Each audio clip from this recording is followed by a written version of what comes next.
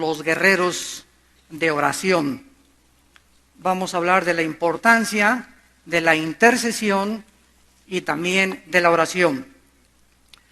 Rápidamente, una de las más grandes necesidades que existen actualmente en el mundo son guerreros de oración. Sin embargo, cuando decimos guerreros de oración, ¿qué estamos diciendo? Nos imaginamos así hombres fuertes o todo gritando, Señor. No es absolutamente nada relacionado con la idea que pudiéramos tener acerca de lo que es un guerrero de oración. El mundo actualmente está pensando que a través de la política, a través de una buena educación, sistemas mejores de gobiernos, mejores sistemas de economía, el mundo podría mejorar. Otros han llegado al grado de creer que si tal partido político está en el poder o el partido X político, van a ser la solución y ese es mi Mesías, no, mi Mesías es el del otro partido, y todavía de una forma inimaginable e infantil asumimos que la solución se encuentra en nuestros políticos. Continuamente estamos oyendo también acerca de reuniones y de cumbres en varios países para poder tratar de dar soluciones a problemas que van mucho más allá de la capacidad que tenemos para poder solucionarlos o resolverlos. Tratados teológicos, diplomáticos, sociales, culturales, antropológicos, con diversas promesas que nunca llegan tampoco a cumplirse. Muchos políticos, inclusive estamos siendo testigos, buscan ayuda en brujería y en tu padrino Walter Mercado. Sin embargo, a la luz de la Biblia, no se puede divorciar la moral del éxito político. No se puede divorciar la moral del bienestar físico. Si yo quiero estar bien físicamente, no puedo estar mal inmoralmente. Métete eso en tu mente. En el momento en que nosotros transgredimos las leyes de la moral, nos afectamos física, mental y espiritualmente. Porque los políticos dicen, ¿verdad? No tiene que ver que ese presidente se haya metido o que sea homosexual o que se haya metido con amantes. La política es diferente a la moral. Ese es el error del mundo, pero no es la cosmovisión que la Biblia nos da. No se puede, de acuerdo a la Biblia, divorciar, como lo vamos a ver, con Sodoma y Gomorra, la moral del bienestar político o bienestar físico o de una familia. En este pasaje de la Escritura, dos ciudades llamadas Sodoma y Gomorra llegaron al colmo de sus pecados, de sus maldades, de sus perversiones morales por las cuales Dios dice, basta. Juan el Bautista llegó y dice, el hacha ya está puesta al árbol.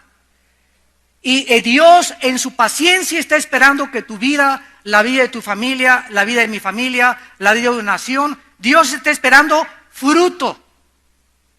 Y cuando Dios te da la oportunidad, voy a esperarme 1 año para que Pancho dé fruto. Ya hace 8 años que llamé a Pancho y sigue igual sin dar fruto. El día menos pensado, el hacha va a caer sobre tu vida. El hacha está puesta a los árboles y todo árbol que no dé fruto será destruido. Dios es un Dios de juicio y Dios tiene que ejecutar y castigar el pecado porque no podría divorciar su justicia de la santidad. Sin embargo, antes de que Dios destruyera Sodoma y Gomorra, aunque no nos vamos a concentrar esta noche en Sodoma y Gomorra, sino en lo que pasó con Abraham antes de esta destrucción, Dios tiene el propósito de a nosotros anunciarnos lo que va a suceder. Dios quería que este hombre, Abraham, supiera qué iba a pasar. Y de eso se trata esta conferencia, porque Dios le avisa a Abraham acerca de sus propósitos, porque Dios deseaba, aunque Dios sabía que Sodoma y Gomorra no se iba a arrepentir, porque Él le dice a Abraham, podríamos preguntarnos, oye, por favor, ¿verdad? ¿Por qué platica con él? Como vamos a analizar esta plática que tuvo con Abraham. ¿Por qué lo hace Dios? Simplemente porque Dios está buscando que Abraham se convierta en un intercesor. Ya sabemos que el mundo va a ser destruido, pero dice la Biblia, si mi pueblo sobre el cual mi nombre se invocar, oraren y buscar en mi rostro, Dios puede cambiar sus planes con el poder de la oración de un pueblo unido. ¿Qué es un intercesor en primer lugar? Es un cristiano simplemente que tiene carga por las almas, que le interesa el alma de sus hijos, el alma de sus hijas, el alma de su esposa, el alma de sus tíos, de sus primos, el alma de su jefe y su trabajo. Es un cristiano que llega en la noche y dice: Dios mío, te pido por mi hijo que no regresa, y está intercediendo día y noche por algo que embarga su vida, por el pecado del mundo, por la violencia de México. Cuando Dios comienza a ver hombres cargados intensamente por tanto pecado y por tanta maldad, esos son los hombres a través de los cuales el Espíritu Santo puede trabajar. Estas cargas, ¿de dónde vienen? Si yo te pregunto en esta mañana, sin que tú levantes la mano, en las últimas 2 semanas, ¿tienes una lista o un periódico diario donde tienes por lo menos 20 personas de tu familia o 15 personas por tu familia que estás orando hace 6 meses o un año? O a lo mejor tu lista, como vamos a ver con Abraham, a lo mejor no llega ni a 10 personas. A lo mejor no llega ni a 5 personas. Y de vez en cuando te levantas y lo único que haces es que tú miras mañana, sacas tu tarjetita, Judas Tadeo. Y esa es para ti tu devoción con Dios. Pero la intercesión es cuando nos sumergimos y entendemos que Dios trabaja a través del poder de la oración, cuando nosotros comenzamos a estar cargados por el pecado y porque anhelamos la salvación, principalmente de nuestra familia. Estas cargas, ¿de dónde vienen? Vienen de nuestra comunión con Dios. Si tú no tienes un contacto diario con Dios a través de la Biblia, a través de la oración, no puedes comenzar a recibir la naturaleza divina. Aunque la tenemos, no puedes compartir el carácter de Dios. ¿Cómo es posible que un Dios santo, perfecto, todopoderoso pueda sufrir? Yo me lo he preguntado miles de veces.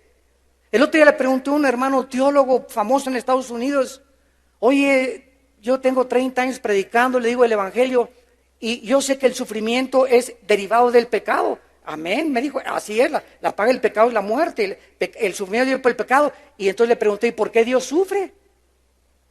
Échate ese trompo a la uña. ¿Por qué, si Dios es santo y no hay pecado en Él, cómo es posible que Dios sufra?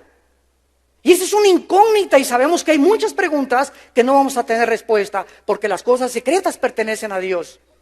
Pero eso me llena mi alma de saber que es un Dios que llora, es un Dios que sufre, es un Dios que anhela, es un Dios que se ríe, es un Dios que comparte con nosotros, es un Dios que está interesado en tus depresiones, en tus problemas, es un Dios que está interesado a tal grado en nuestra vida que dio a su Hijo unigénito para que todo aquel que en Él crea no se pierda, mas tenga la vida eterna. ¿Cómo podemos convertirnos en intercesores de Dios, en guerreros de oración? Tenemos que comenzar a desarrollar el bendito hábito de concentrar nuestros pensamientos y nuestras necesidades en las necesidades número 1 de tu familia, de tu iglesia y de tu nación. En Colosenses 4 dice, versículo 2, perseveren en la oración, velando en ella. Yo ya tengo años que me levanta Dios a las 2, 3 de la mañana, y no es porque cené pizza ni tomé café, simplemente me acuesto: Señor, te amo, Jesús, te amo, Dios. Jesús, ¿cuándo vienes por tu iglesia?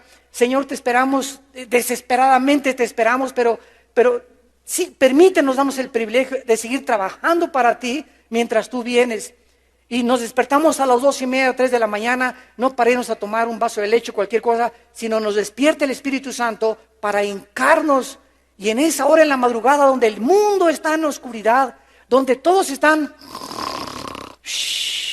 donde no hay intercepción en el mundo de los pensamientos, ni en el espectro electromagnético de la tierra, y los poderes espirituales tal vez, ¿verdad?, estén trabajando en otro lado. En ese momento es cuando nuestra oración, en la madrugada, porque es cuando Jesús se levantaba a orar, es cuando nuestra oración puede tener muchísimo poder.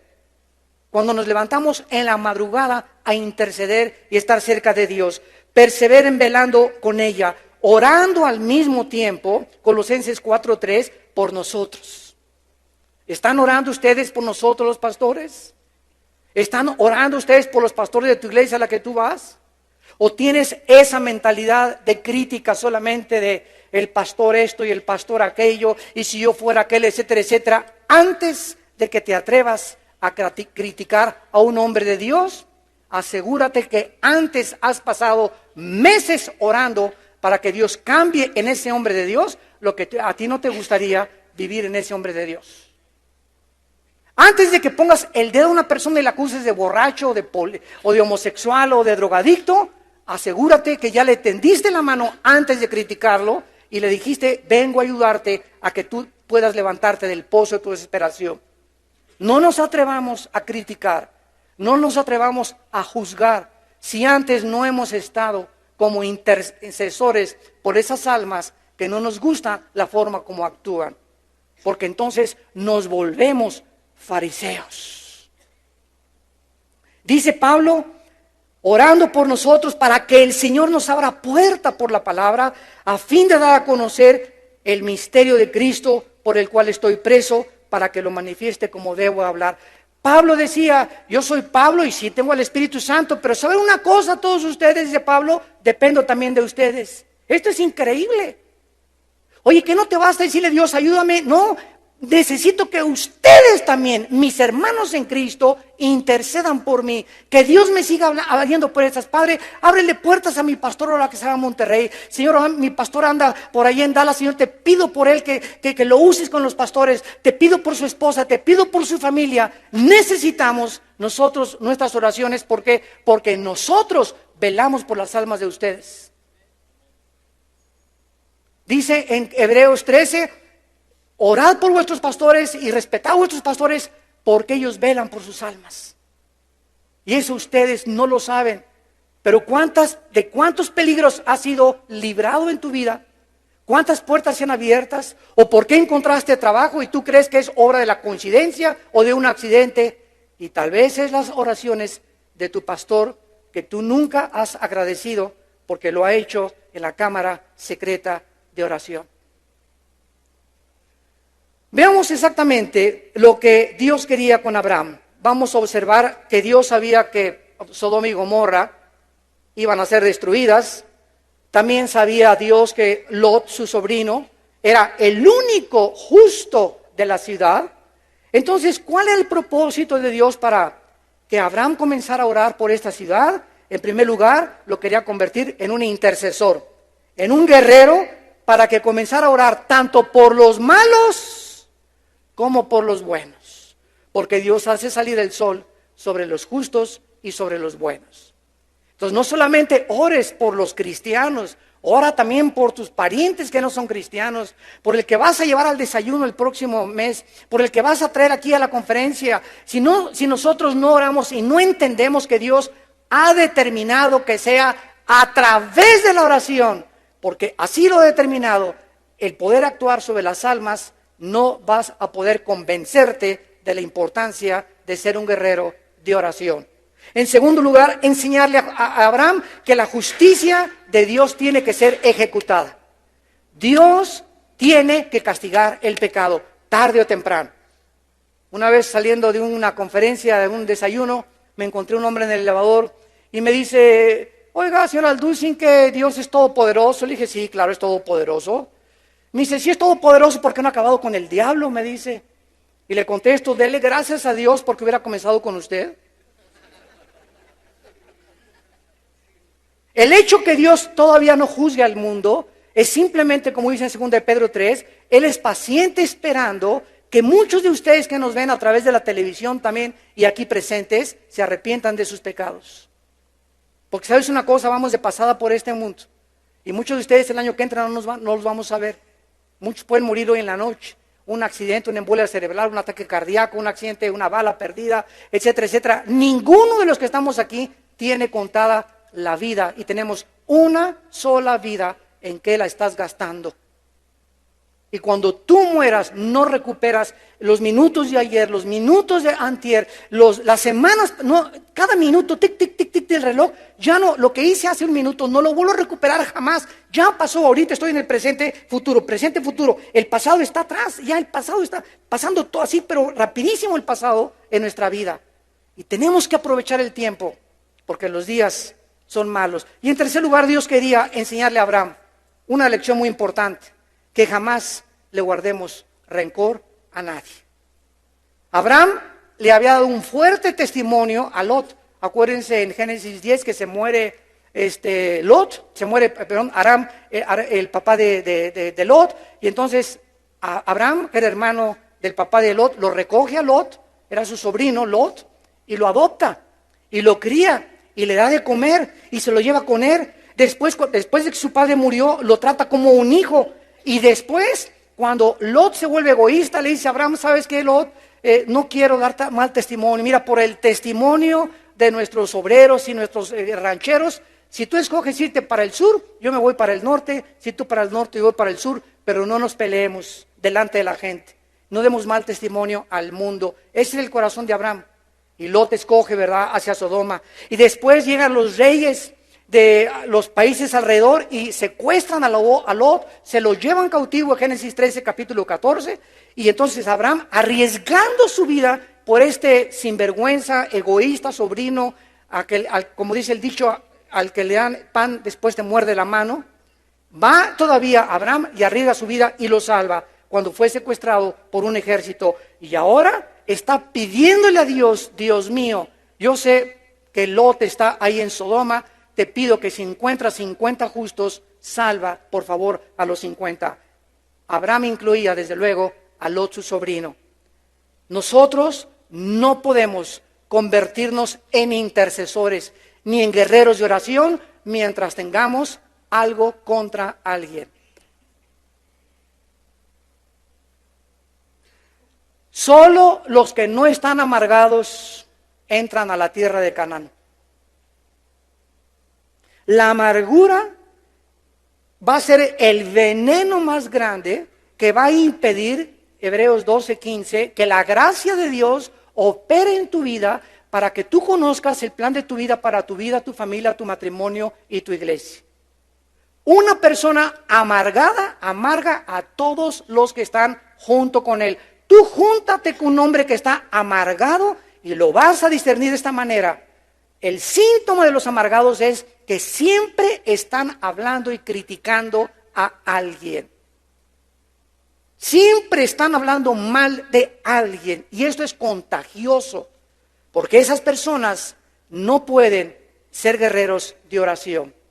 Abraham tenía que a pesar de todo eso, Señor, me hizo a mi sobrino mal pagado, es un sinvergüenza, un malagradecido, etcétera, etcétera. Pero quiero decirles algo, hermanos, todos nosotros vamos a ser traicionados.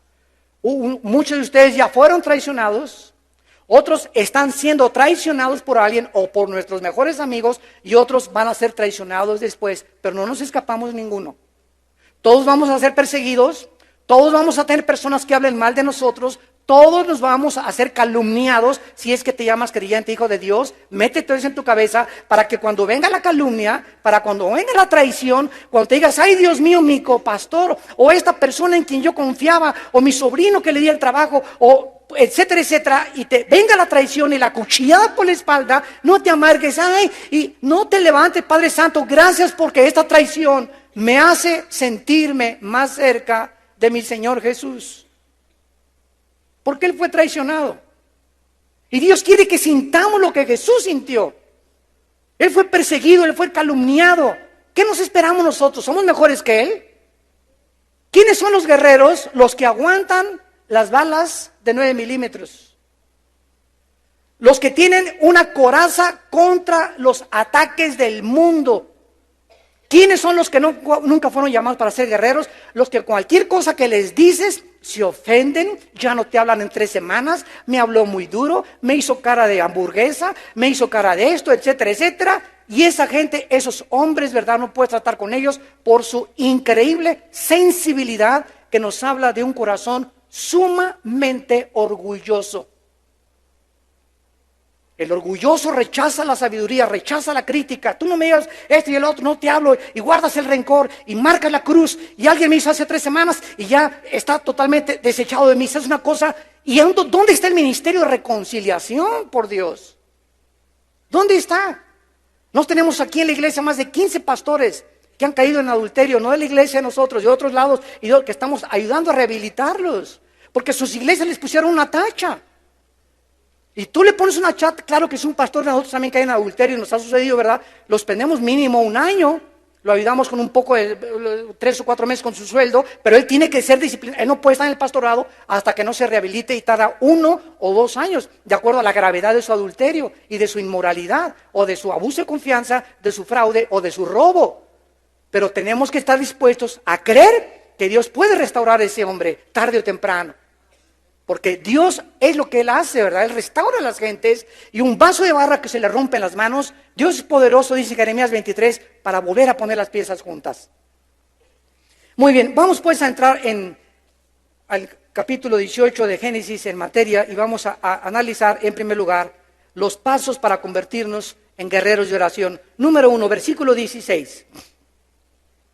Génesis 18, 16, el primer paso para convertirnos en guerreros de oración y en intercesores, dice el versículo 16, y los varones se levantaron de allí y miraron hacia Sodoma, y Abraham iba con ellos acompañándolos. El primer paso para convertirnos en guerreros de oración es caminar con Dios. Vivir cerca de Dios. Este es el primer paso para convertirnos en guerreros de oración. Recordamos que el Señor se le había aparecido a Abraham con 2 ángeles, capítulo 1 y 2 del capítulo 18.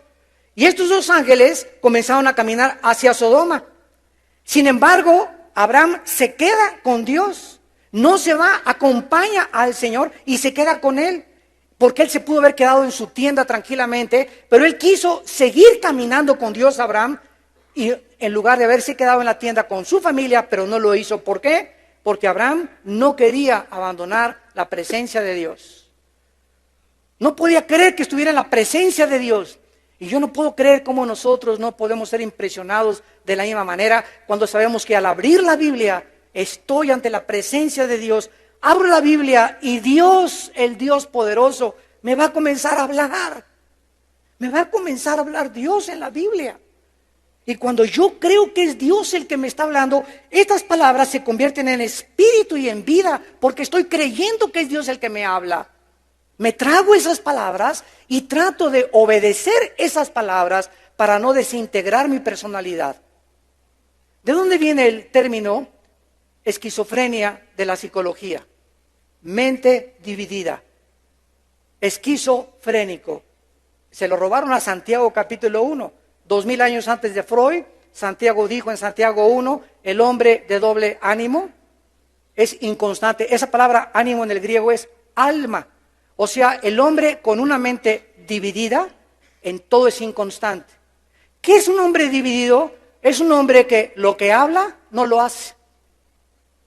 Cuando comenzamos nosotros a hablar, y soy cristiano, y por aquí y por allá, y no practico lo que Dios me está diciendo, me comienzo a desintegrar, me comienzo a separar interiormente, comienza mi mente a ser afectada psicológicamente, comienzo a bandear, comienzo a tener malos pensamientos porque estoy desintegrando mi personalidad, y eso es la causa de ser inconstante. Nunca acabo ningún proyecto, nunca duro en ningún trabajo, nunca duro con ninguna mujer, nadie es suficiente para mí, nadie me hace feliz. Comenzamos a desintegrarnos mental, física y emocionalmente. ¿Cuál es la raíz? La desobediencia a la palabra de Dios. No todo el que me dice Señor entrará al reino de mi Padre, sino el que hace lo que está escrito. Abraham ya no quería separarse de Dios. En segundo lugar, dice el versículo 17-19, Génesis 18, el segundo paso. Y Jehová dijo, noten ustedes, ¿a quién le dijo esto? Jehová está hablando, está murmurando esto a sí mismo. No se lo está diciendo a Abraham. De repente comienza Dios a hablar y dice Dios, ¿encubriré yo a Abraham lo que voy a hacer? Habiendo de ser Abraham una nación grande y fuerte, y habiendo de ser benditas en él todas las naciones, porque yo sé, dice Dios, que mandará a sus hijos y a su casa después de sí, que guarden el camino de Jehová, haciendo justicia y juicio para que haga venir Jehová sobre Abraham lo que ha hablado acerca de él. En segundo lugar, para poder ser guerreros de oración, necesitamos comenzar a pensar en el llamado y en el propósito que Dios tiene para nuestra vida.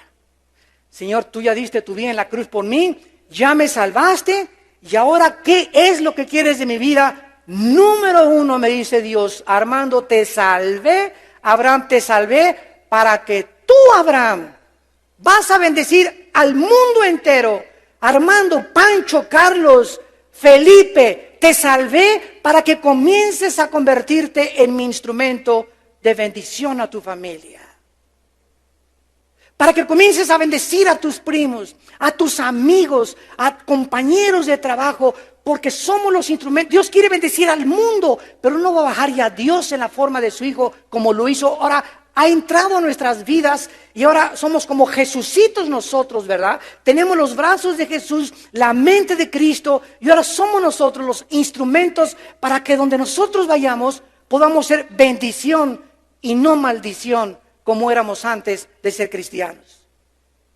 Ahora que veníamos en el aeropuerto, antier, estábamos en Dallas etiquetando, y ya en los aeropuertos hay unas máquinas especiales donde ya no vas al mostrador con la persona que te recibe el boleto y darte los pases de abordar. Ahora metes tu pasaporte o tu tarjeta de crédito y ahí comienzas a manejar la computadora y ya te preguntas, pues llevas equipaje, cuántas maletas llevas, si llevas niños, bla, bla, bla, etcétera, etcétera.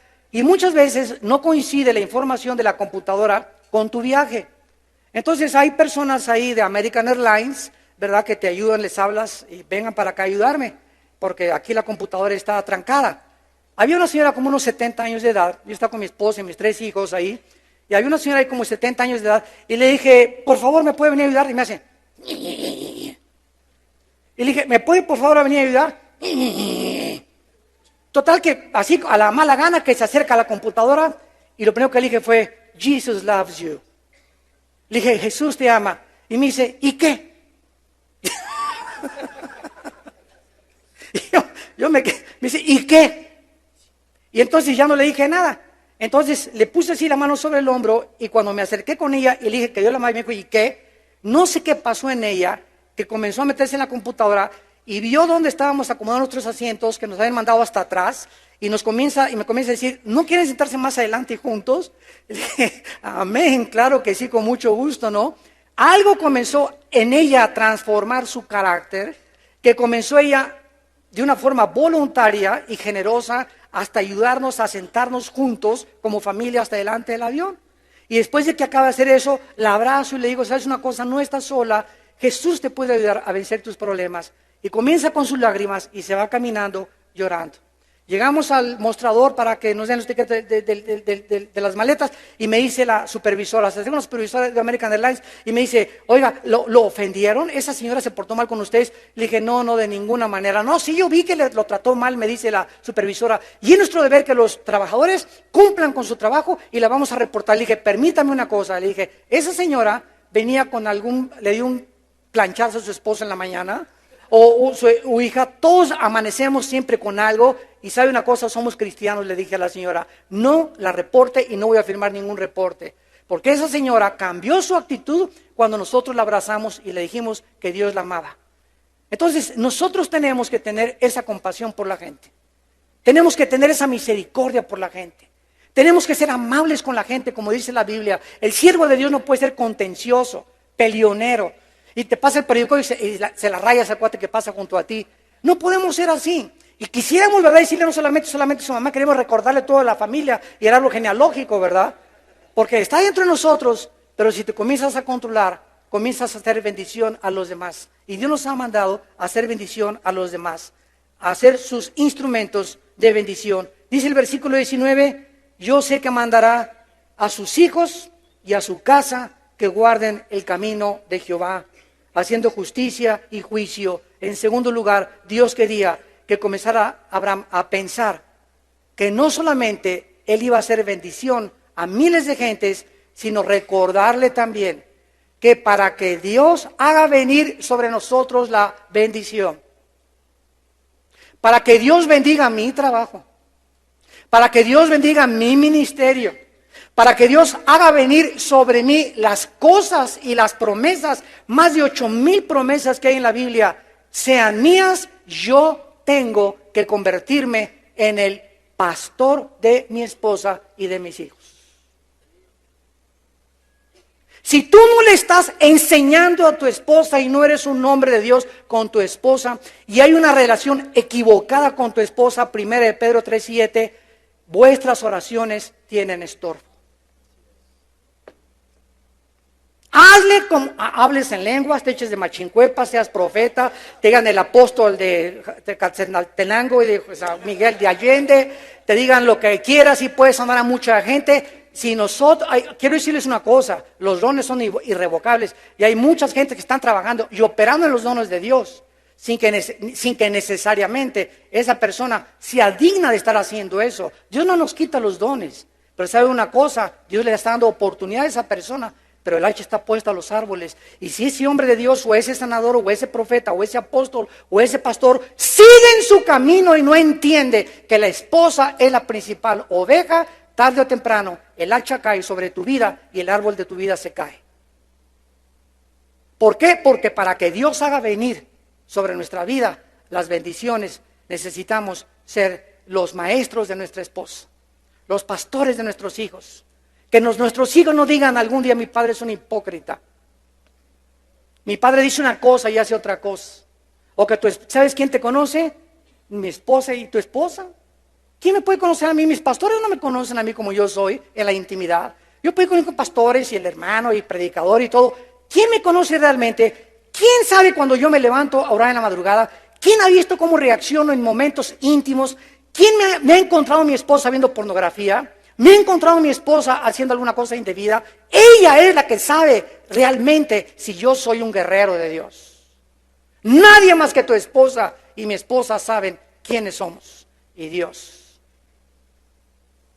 Abraham tenía que pensar eso, que él tenía que convertirse en el pastor de su casa. Y en tercer lugar dice el versículo 19, para que haga venir Dios sobre Abraham lo que ha hablado acerca de él.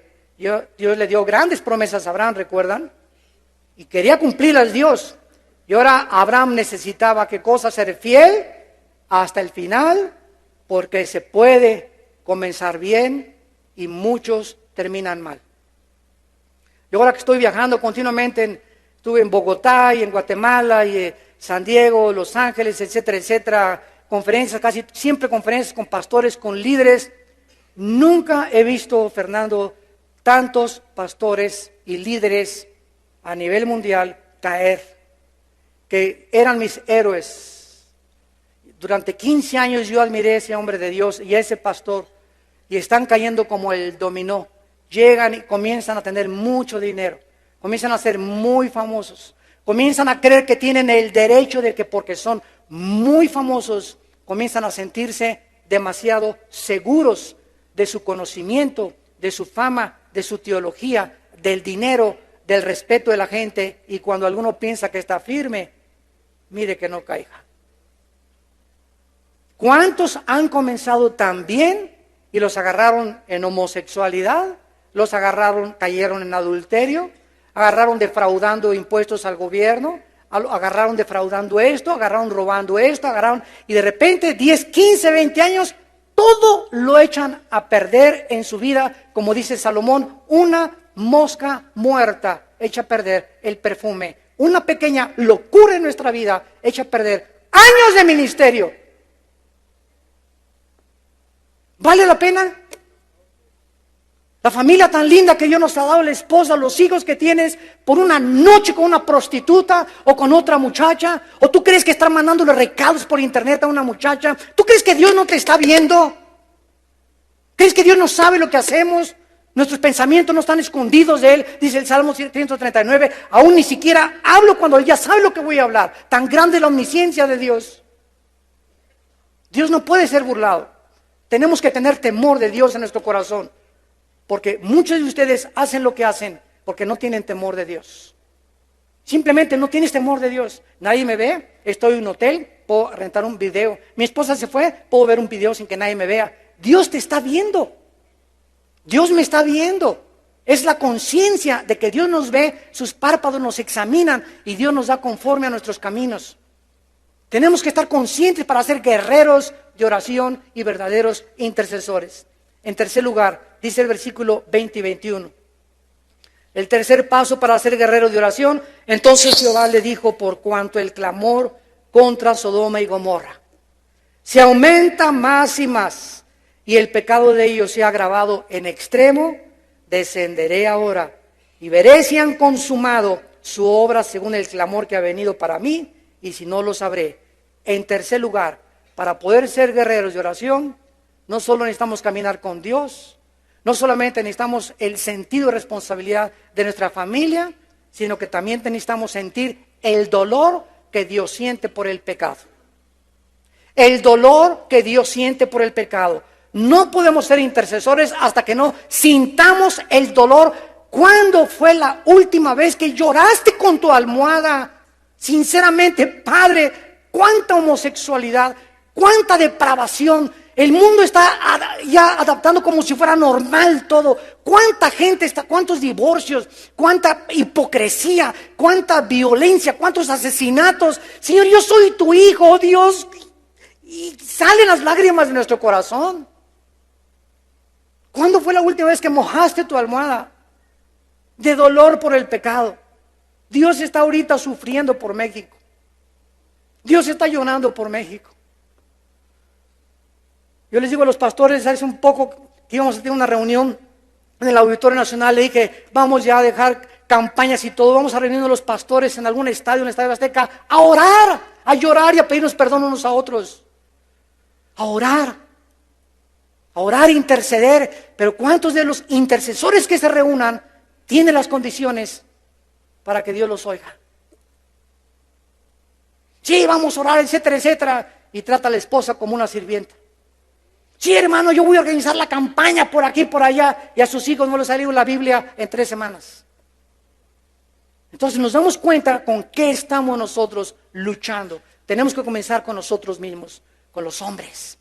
Porque somos los pastores, los líderes que Dios ha puesto al frente de nuestro hogar. Notemos claramente la misericordia de Dios. Dios no le dice a Abraham, voy a destruir a Sodoma inmediatamente. Sino que Dios le dice a Abraham, voy a bajar primero. Voy a descender. Los 2 ángeles fueron hacia Sodoma y el pecado y la maldad. De Sodoma y Gomorra habían llegado a llenar el vaso de agua. Porque Dios no juzga hasta que llega a derramarse el agua de tu vida, del colmo de tus pecados. Hasta que llegue, así es de paciente Dios. Dice en Romanos 2:4, ¿qué ignoras que la benignidad y la paciencia de Dios te guían al arrepentimiento? ¿Cuántos de ustedes están pecando y ya tienen ahorita 6 meses en pornografía, en adulterio, etcétera, etcétera, y siguen caminando en la vida y no pasa nada, no pasa nada, no pasa nada? Ahí viene el ramalazo en tu vida mañana o la semana que entra. ¿Por qué? Porque si no te ha pasado nada, es porque Dios está esperando que llegues al colmo. Y que llegues a convencerte que no te está viendo Dios. Y que puedes seguir con tu vida y con tu esqueleto en el closet y escondido una vida secreta y otra vida delante de la gente. Y Dios te va a sacar del closet y te va a exhibir públicamente. Porque Dios tiene que castigar el pecado. Pero Dios es paciente. Miren en Génesis 15:16. Génesis 15:16 dice, y en la 4ª generación volverán acá, porque aún no ha llegado a su colmo la maldad del amorreo, hasta que no se cumpliera el tiempo de Dios y los amorritas llegaran al colmo de sus pecados, Dios no procedería con justicia, sino con misericordia y con su gracia. Pero su misericordia y su paciencia y su gracia, dice la Biblia, tienen un límite. Y yo pienso que si ahora en México no está ya alcanzando el nivel que se necesita para que Dios diga, basta con tanta depravación. ¿Estaremos cerca del juicio de Dios ya? ¿O podríamos pensar que ya estamos siendo juzgados por Dios con toda esta violencia que hay en la nación? ¿Qué es? Tantas muertes, tantos secuestros, tantos latrocinios, tantas cosas que están pasando. ¿Realmente es un juicio de Dios?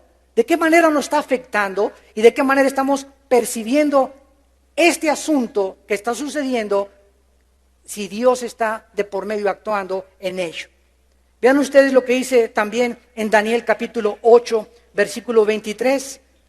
Por toda la Biblia corre este principio espiritual. Dice Daniel 8:23, y al fin del reinado de estos, está hablando cuando terminen ya los últimos imperios mundiales, y está hablando del anticristo.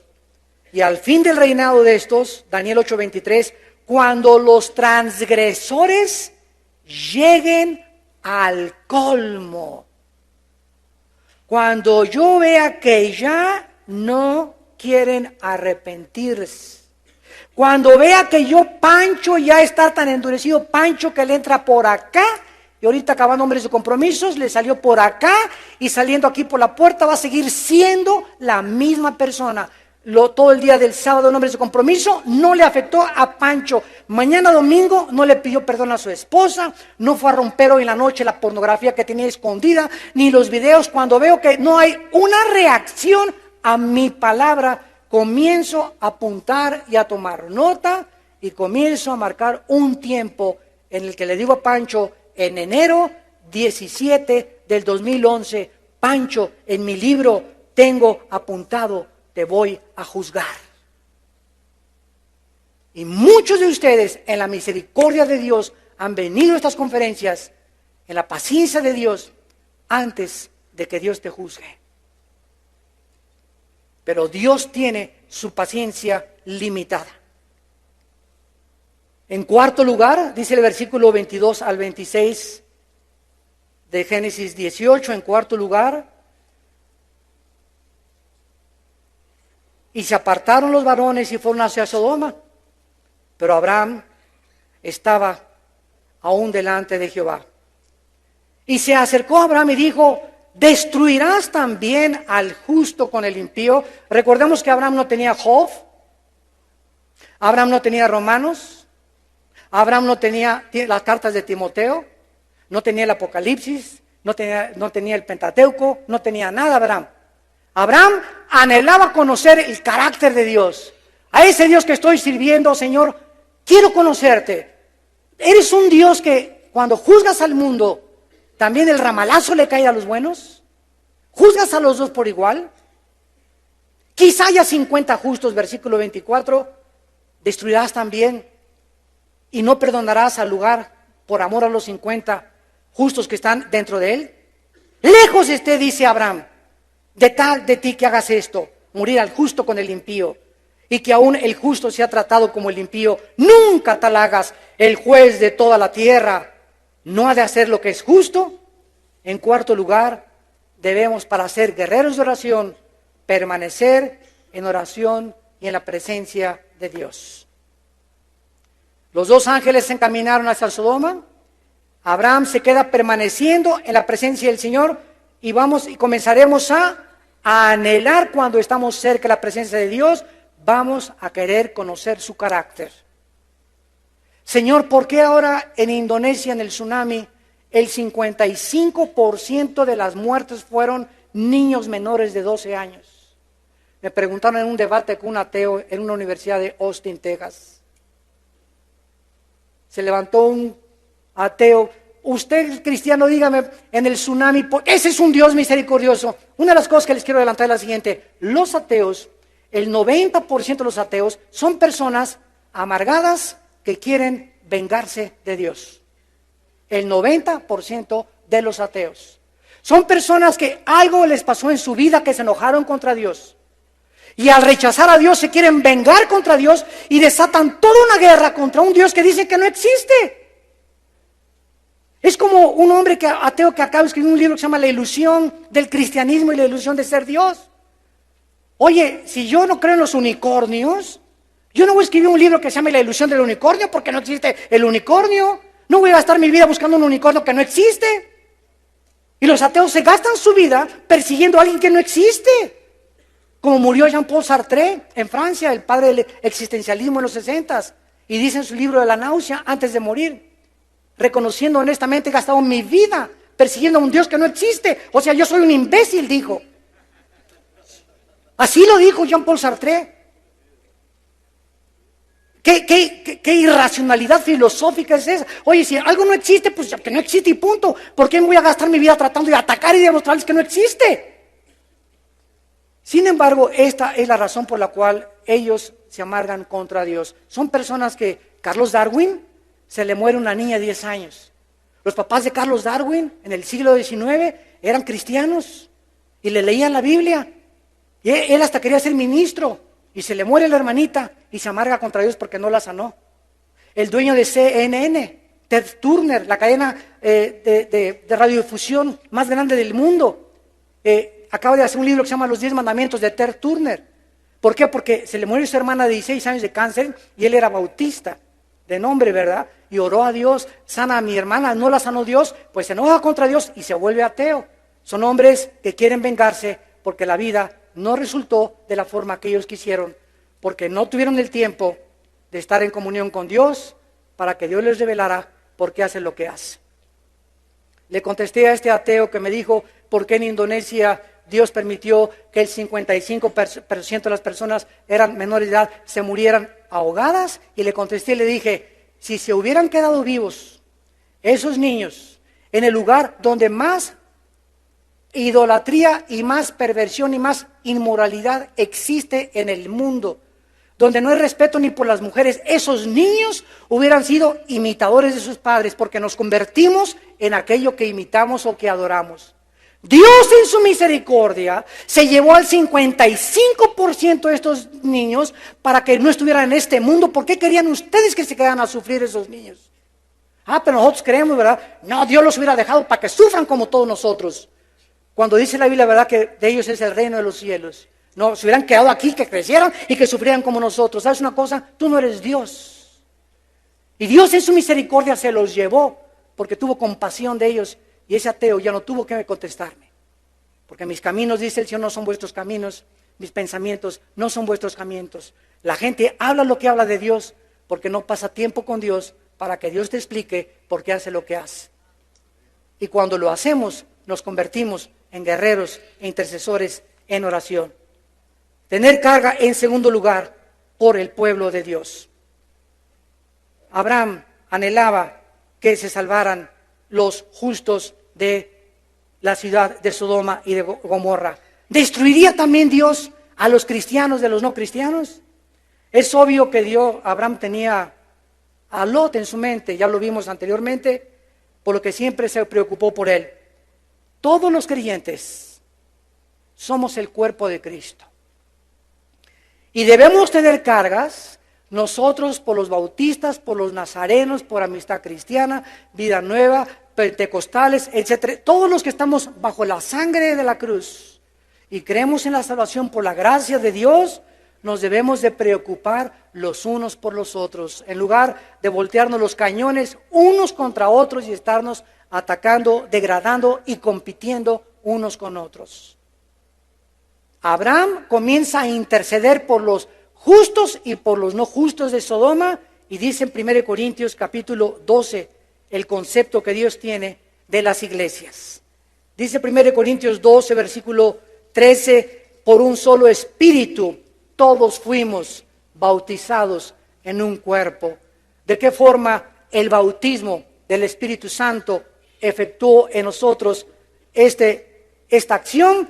Colocándonos en el cuerpo de Cristo.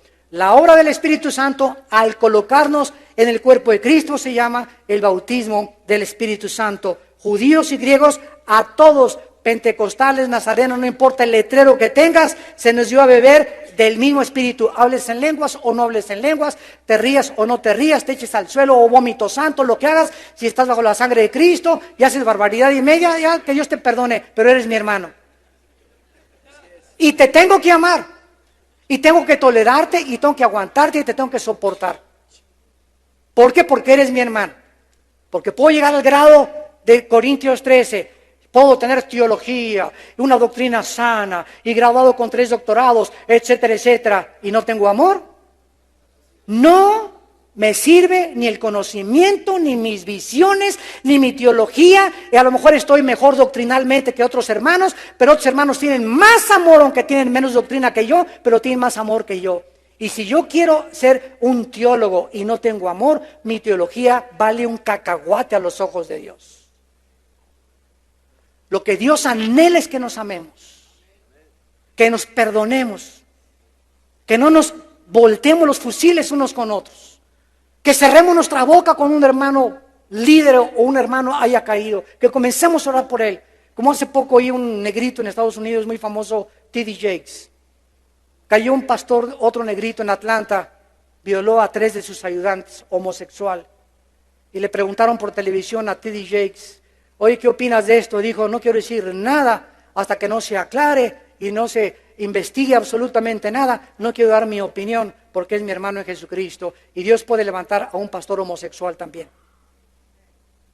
Ese es el amor que debemos tener nosotros y no, ¿ya oíste? Y hacer del árbol caído leña.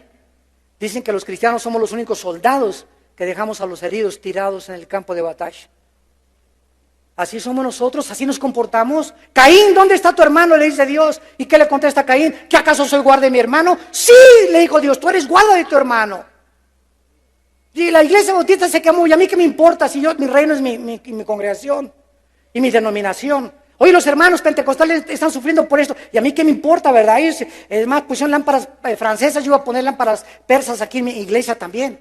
Y ahí ya tienen 10,000, pues yo voy a tener 5,000 más entonces en mi iglesia. Y comenzamos con motivos equivocados a hacer la obra de Dios, cuando vamos a estar en el tribunal de Cristo y vamos a ser juzgados por la razón por la cual servimos a Dios.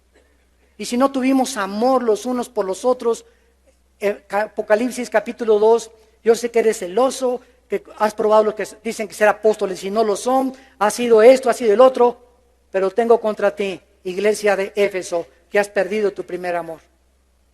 Y cuando perdemos nuestro amor entre nosotros, cuando nos dejamos de amar, cuando dejamos de tener los motivos que debemos de tener, todo lo que traemos no vale nada. Si no tienes amor, eres como címbalo que retiñe, ¿verdad? Eres absolutamente nada a los ojos de Dios. Abraham tenía que comenzar a interceder por los justos de Sodoma. Estos son los guerreros de oración. Y finalmente, dice el versículo 26 y 27, Génesis 18. Dios le responde a Abraham. Dice el versículo 26, respondió Jehová, muy bien Abraham, te voy a contestar. Si hallar en Sodoma, y aquí terminamos, 50 justos dentro de la ciudad, Abraham, por causa de esos 50 justos, no destruyó a los sodomitas. Señor, ¿y 45? Por los 45 no los destruyo. Señor, perdóname 30, si hay 30, no los destruyo. 20, no los destruyo. 10, no los destruyo. Y hasta ahí llegó la cuenta, hasta 10. Abraham creía de alguna manera que su sobrino, al ser cristiano y creyente, porque dice la Biblia en 2 de Pedro que era creyente Lot, había testificado y había ganado almas en Sodoma. No ganó ni a su familia. La esposa se convirtió en estatua de sal y las 2 hijas se acabaron teniendo relaciones sexuales con él. Y Abraham todavía creía, ¿verdad? A lo mejor Lot salvó a 15 personas. Por eso Abraham comenzó a interceder. Tal vez mi sobrino ganó almas ahí en Sodoma. Y no había nadie justo en Sodoma. Y Dios lo salva a Lot, ni siquiera por la justicia de Lot, sino por el pacto que Dios había hecho con Abraham. ¿Qué significa esto? Escuchen esto. Que Dios no hubiera destruido a Sodoma, no por los sodomitas, sino porque no había justos en Sodoma. Si hubiera Dios encontrado a 10 justos aquí en Tlalnepantla, Dios no hace temblar a Tlalnepantla. Es la ausencia de los buenos lo que les da la oportunidad a los malos. Y los malos hacen lo que hacen porque los buenos no hacen nada. Y cuando comenzamos a interceder por México Y cuando comenzamos, aunque yo soy perredista y el presidente es del PAN, o yo soy priista y el presidente del PAN, no me importa de qué partido es el presidente, 1 Timoteo 2, del partido que sea, yo soy cristiano y me quito mi partido. Él es un hombre que ha sido puesto por Dios, sométase toda persona a las autoridades, yo voy a orar por el presidente, no importa del partido que sea, voy a orar por el presidente Calderón. Que Dios le dé sabiduría en lugar de criticarlo y esto y el otro. Estoy orando por él antes de atreverme a criticar lo que él está haciendo. Estoy orando por él. Esa es nuestra obligación, orar y dejar a Dios el juicio. Pero si no lo hacemos, ¿cómo esperamos que Dios pueda actuar? No había justos en Sodoma. Dios tuvo que destruir a Sodoma. Y finalmente, Dios tiene que destruir Sodoma y Gomorra. Y le dice Dios en el versículo 32, no se enoje mi Señor, si 10 se encuentran, dice Dios, no la destruiré por amor a los 10, y Jehová se fue luego. Dios ha demostrado, santos de Dios, en toda la Biblia. En el diluvio sacó a Noé, a sus 3 hijos y a sus 3 nueras, y cayó el juicio sobre el mundo.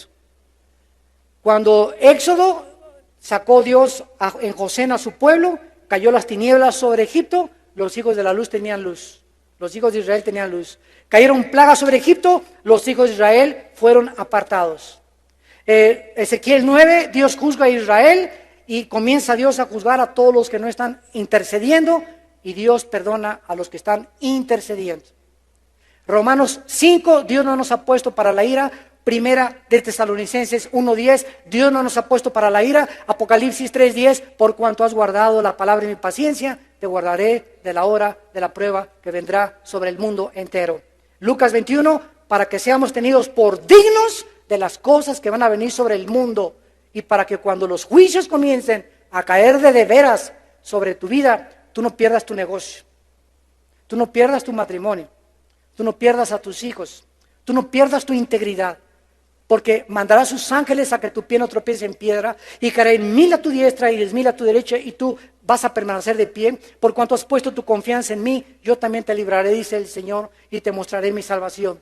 Y haré diferencia entre ti y tus cuñados, entre ti y los demás de tu colonia, y va a haber recesión y no va a haber trabajo, y tú vas a tener trabajo, y tú vas a ser bendecido por cuanto en mí pusiste tu confianza, te convertiste en pastor de tu casa, les enseñaste a tus hijos mis caminos, y Dios honra a los que le honran. Gracias, Padre, por tu palabra en esta tarde.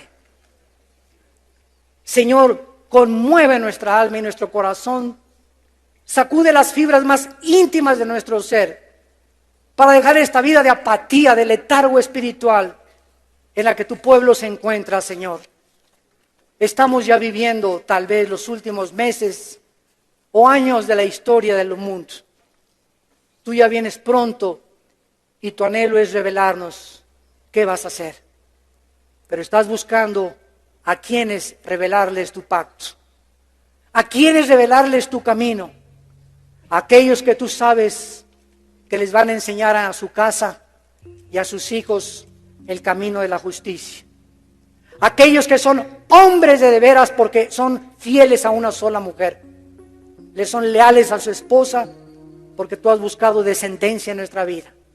Aquellos cuyo corazón son rectos ante tus ojos, a ellos, a los mansos y humildes que obedecen tus preceptos, darás a conocer tus mandamientos.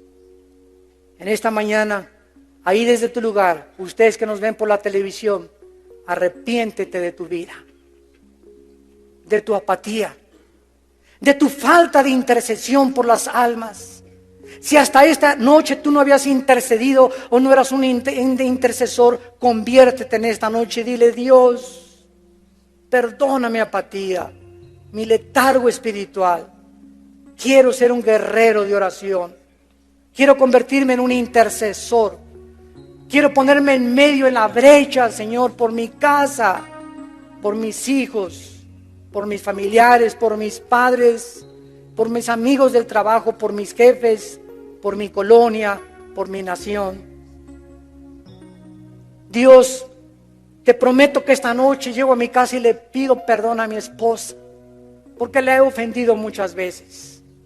Y me voy a hincar y la voy a abrazar y le voy a decir que me lave las lágrimas, porque tú me has perdonado, y que me perdone porque no he sido el marido, el hombre, el pastor, el líder, el sacerdote, el intercesor de mi familia.